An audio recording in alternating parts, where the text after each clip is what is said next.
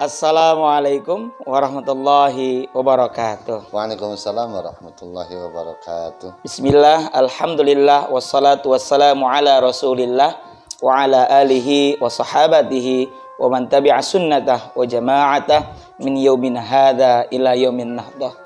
Apa kabar sahabat dan saudara sekalian di mana saja Anda berada? Alhamdulillah, pada kesempatan yang berbahagia ini saya akan berbincang-bincang, ngobrol santai tentang agama bersama salah satu ajengan yang berasal dari Kota Bogor.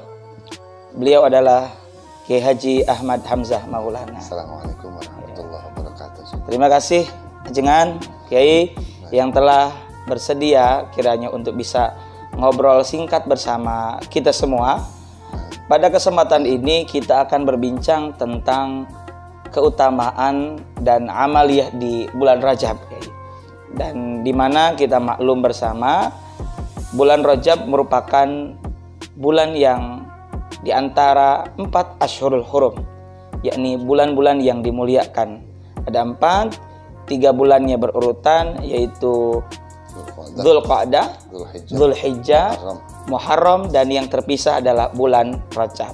Nah, apa saja keistimewaan bulan Rajab dan amaliyah apa yang bagus jika kita kerjakan di bulan Rajab? Baik, kita langsung tanya saja. Kiai, pertama, apa keistimewaan bulan Rajab dibandingkan dengan bulan-bulan lainnya? Salah satu daripada hadis yang populer, Gus, yang sering dibacakan oleh para mubaligh, muallim, para kiai dan guru-guru kita. Yang paling monumental adalah mengatakan bahwa Syahrul Rajab Syahrullah. Syahrul Rajab Syahrullah. Ketika menyebut bulan Rajab bulan Allah saja, ini sudah tastamilu. Ya, sudah mengurung, mencakup segala hal. Meliputi segala hal. Meliputi segala hal dari sisi amaliyah, ubudiyah, akidah dan sebagainya.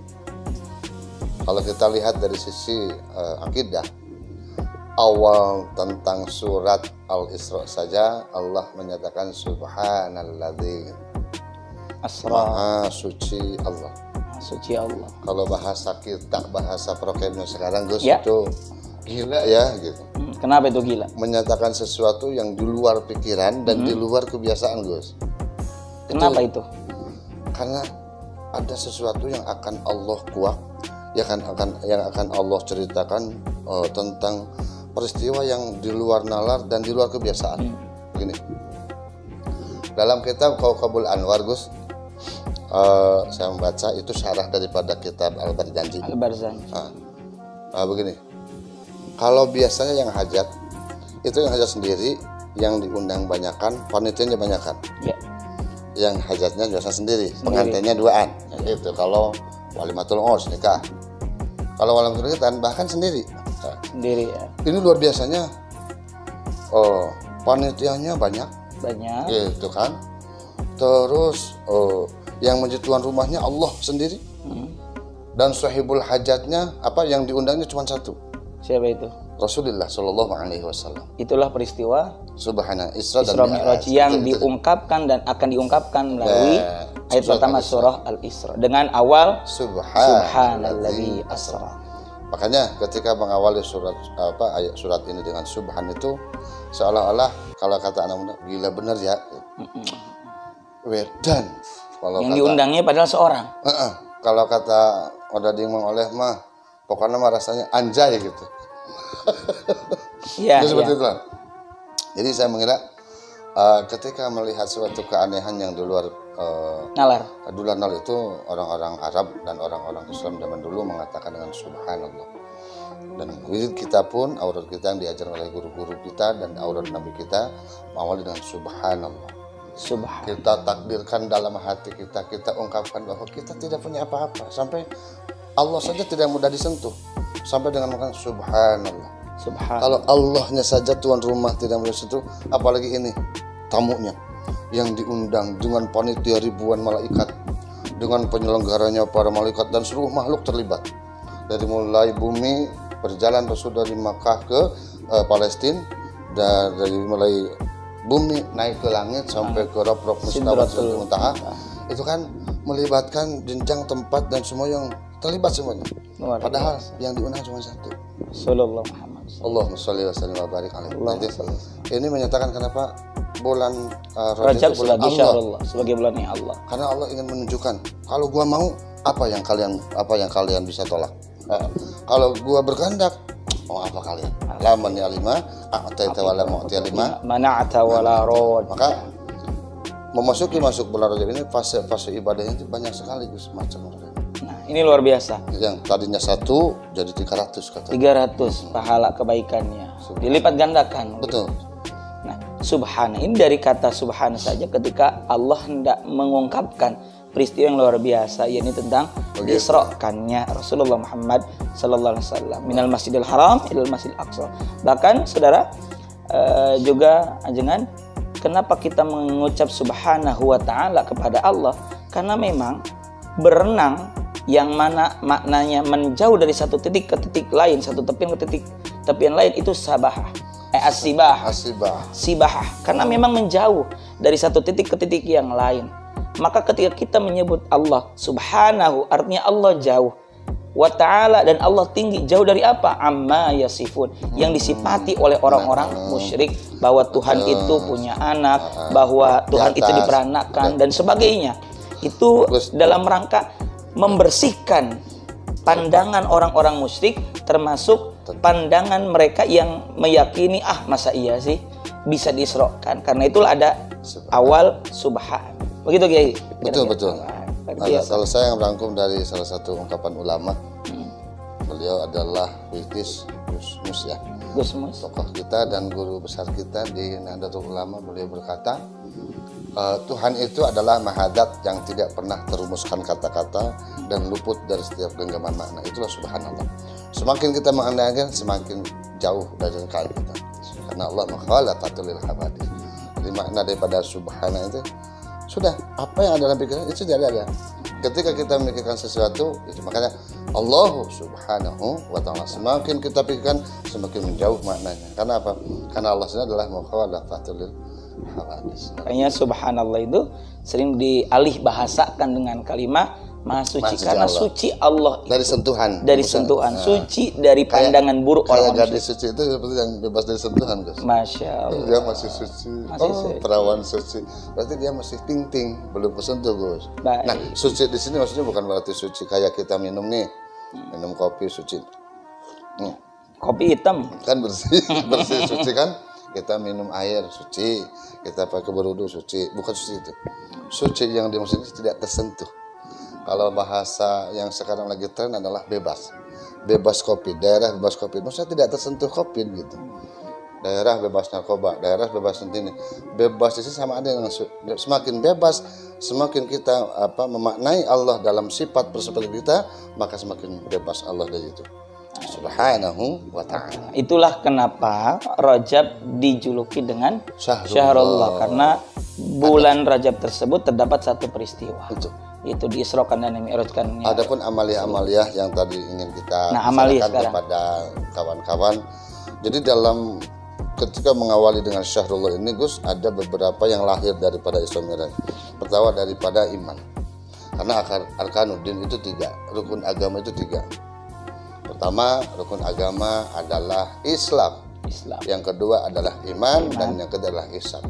Nah, dengan Isra Mi'raj ini Allah ingin mematangkan dan menguji manusia pada rukun agama yang 3. Tidak mungkin berkurang salah satunya. Ketika Rasul berhadapan dengan Allah, maka makna ihsan di sana dituliskan. Anta'budallah ka'annaka tarah illam takun tarah fa innahu yara. Maka di situ kita bisa mengenal, ya Allah, iya. Ternyata bukan saja Rasul. Rasul berkata, as-salatu mi'rajul mu'min. Kalian orang beriman bisa loh mi'raj kayak gitu. Asal benar saja caranya gitu. Tentu yang naik bukan badan kita. Ya, yang naik adalah derajat kita. Yang naik adalah iman kita. Yang naik adalah tingkat pengetahuan dan ma'rifat kita mengenali Allah Subhanahu wa ta'ala. Mi'raj. Ketika at-tahiyatul mubarakatus shalawatut thayyibatulillah, itulah pujian daripada malaikat. Rasulullah bersama malaikat memuji ketika naik. At-tahiyatu, segala kebaikan, al-mubarakatuh, dan keberkahan, at-thayyibatu, dan segala kebaikan-kebaikan lillahi, hak Allah. Karena kata Allah, assalamu alayka ayyuhan nabiyyu wa rahmatullahi wa barakatuh. Allah menyambut dengan ucapan salam. Rasulullah apa jawabnya? Assalamu alayna wa ala ibadillah. Itu bukti Rasul tidak ego, tidak hanya untuk sendiri, tapi untuk kita semua. La ilaha illallah. Nah, bagaimana cara kita mengisi Rajab agar secara maknawi kita itu sudah disayang Rasulullah dari dulu. Rasul itu bawa beban nih. Rasul di jembatan sebelah. Kita di seberang sini, Rasul di seberang sana ada jembatan. Rasul bawa emas, bawa duit, bawa apa-apa. Rasul ini ingin menyampaikan itu ke sini dengan segala macam dibawa untuk kita. Nah, tugas kita menyambutnya. Makanya amaliyah yang dibawa oleh Rasul itu adalah intinya untuk kita. Yang Rasul bawa dengan segenap macam pengorbanan beliau, dengan capek. Emas di sini, uang di sini, permata di mana-mana. Untuk apa? Untuk kita, untuk umatnya. Nah, kita bagaimana? Amalkan, jalankan, bantu Rasulullah. Ulukan tangan sini ya Rasulullah, saya bawa. Amalkan semuanya. Jadi kalau kita sudah bernisbat ke sana, maka segala apa yang kita amalkan itu di dalam bulan Rajab sebagai bulan yang sudah dilipatkan 300 kali lipat, itu masya Allah keuntungan. Ya, nisbat saumnya, ya ini nisbat sedekahnya. Pokoknya setiap kalau guru saya mengatakan begini, Gus, kamu ngasih 1 gelas air di bulan Rajab sama dengan 300 gelas air di bulan lain. Begitu ya, ini contoh yang sangat dekat mungkin ya. Jadi sayang kalau ditinggalkan. Jadi seluruh amal yang kita perbuat di bulan-bulan biasa yang hanya cuma 1 dibalas 10, nanti di bulan Rajab itu 300. Masya Allah. Luar biasa. Lalu apa realnya amal yang bagus kita kerjakan di bulan Rajab selain tentu umum dan rutinitas yang kita lakukan di bulan-bulan selain Rajab? Ya.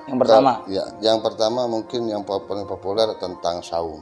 Karena saum ini paling adalah saum sunnah Rajab. Saum sunnah Rajab 10 hari atau 3 hari.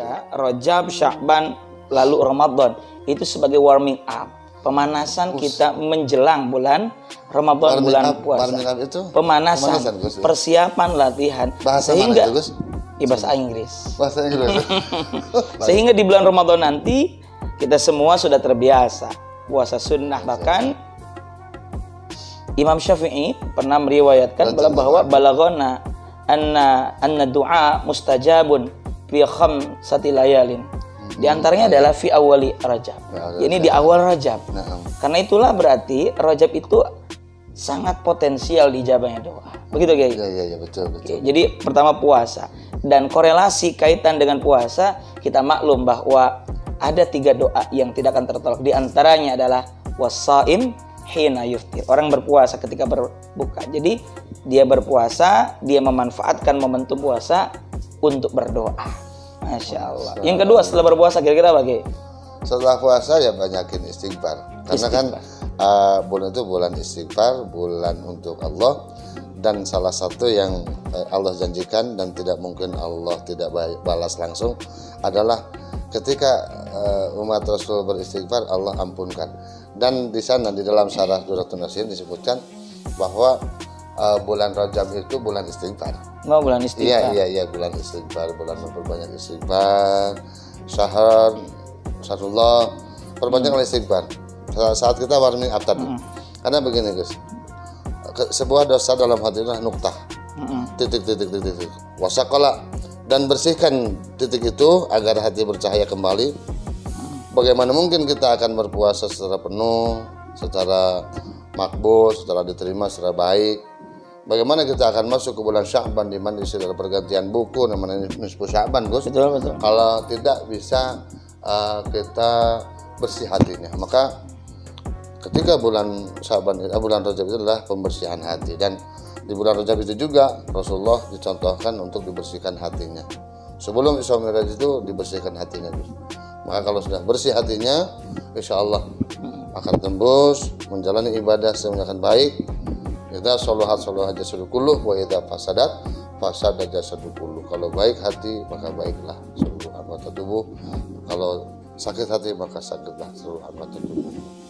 Makanya dimensi pembelajaran masuk di bulan Rajab itu Selain kita berlatihan tentang akidah dan keyakinan yang mapan, tentang ketiadaannya logika di sana, hanya untuk berpikir tentang iman kepada Allah dengan penuh keyakinan, tanpa reservasi, tanpa pikir, tanpa logika yang jelimet. Kemudian masuk kepada dimensi pembersihan hati, yaitu dengan istighfar. Jadi kalau saya lebih senang menyatakan perbanyak istighfar, perbanyak sedekah, karena ada 5 perilaku amal yang pasti dijawab. Satu, sedekah pasti diganti, bersyukur pasti ditambahi, kalau bertobat pasti dibukakan pintunya, kalau beristighfar pasti dihapus, kalau berdoa pasti dikabulkan. Doa, istighfar, syukur, dan tobat serta istighfar itu semuanya akan disiapkan langsung balasannya oleh Allah tanpa dinantikan. Masya Allah.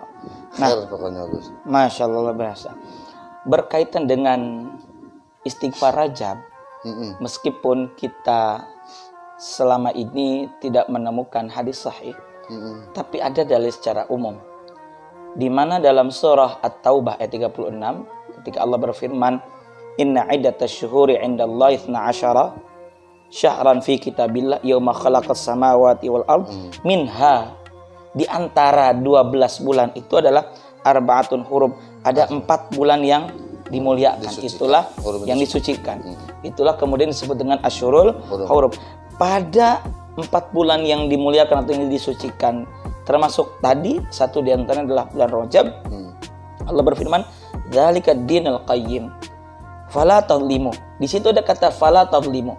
Janganlah kalian menganiaya fihinna, pada 4 bulan tersebut, anfusakum, terhadap diri kalian. Berarti jangan melakukan dosa. Bukan berarti di luar Rajab boleh melakukan dosa, tapi di Rajab yang merupakan satu di antara Asyurul Hurum, kita diminta untuk tidak menjolim diri sendiri, artinya tidak melakukan dosa, atau kalau melakukan dosa segeralah istighfar. Gitu. Yang kemudian para ulama mengubah, menyusun kalimah-kalimah istighfar yang menarik dan bagus isi.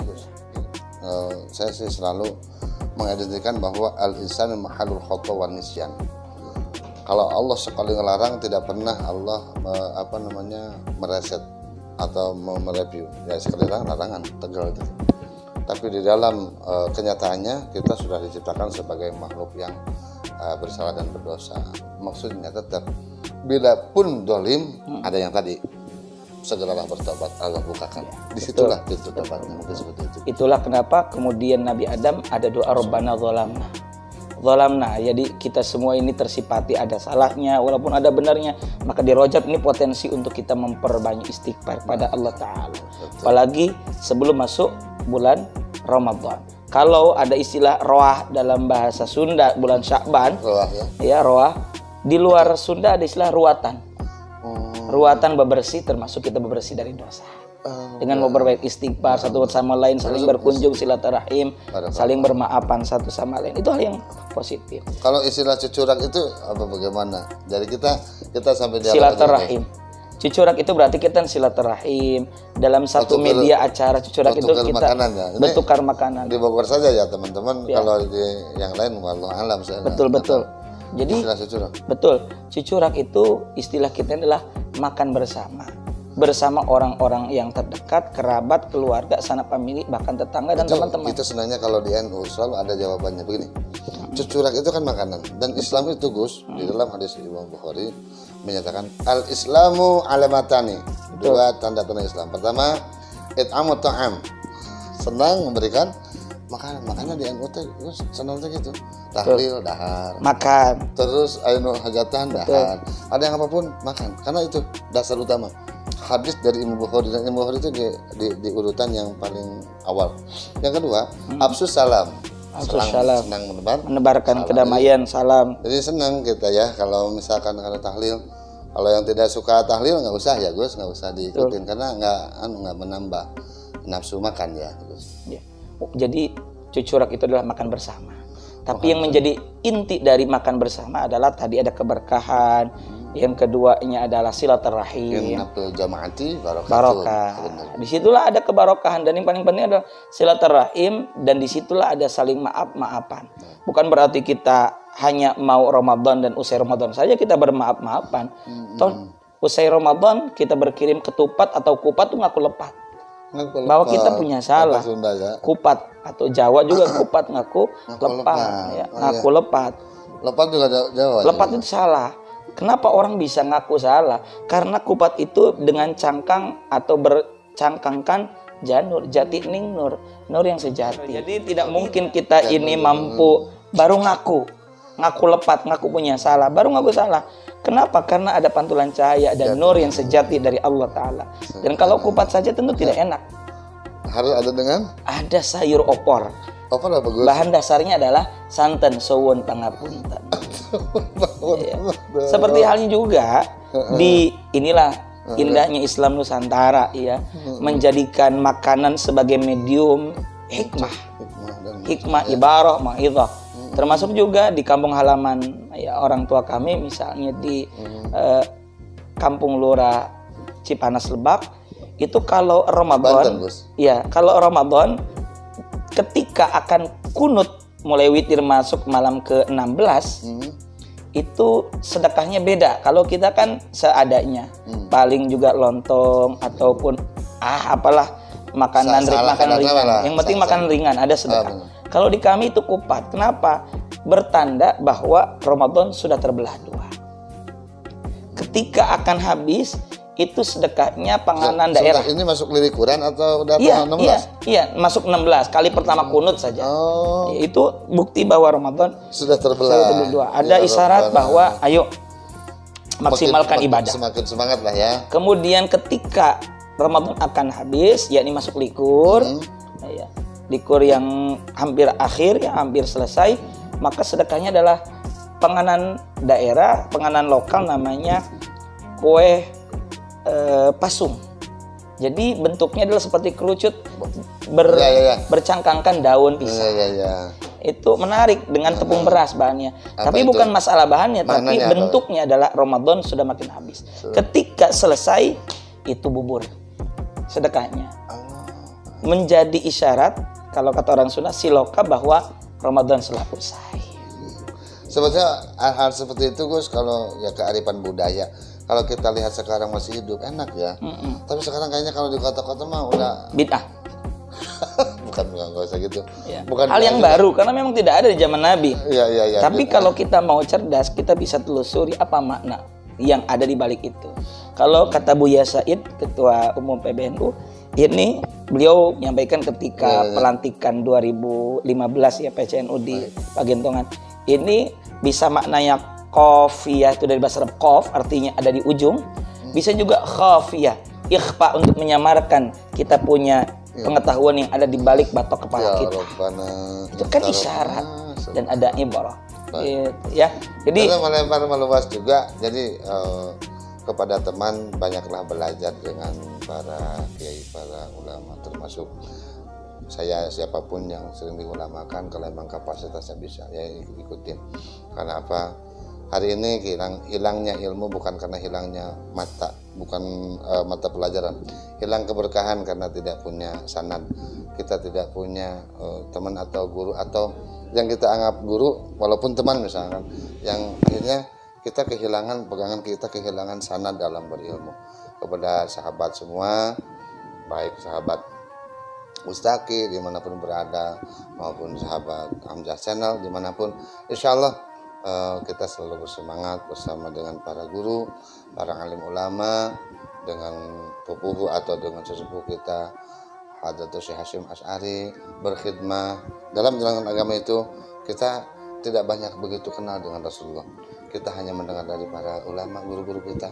Jadi ikutilah cara dan bagaimana mereka mengajarkan kepada kita tentang Rajab, tentang Sya'ban, tentang Ramadan. Banyak dibuka oleh mereka dalam ruang lingkup obrolan, kadang-kadang santai, kadang-kadang dalam ruang seperti ini sambil ngopi. Kita banyak berhikmah.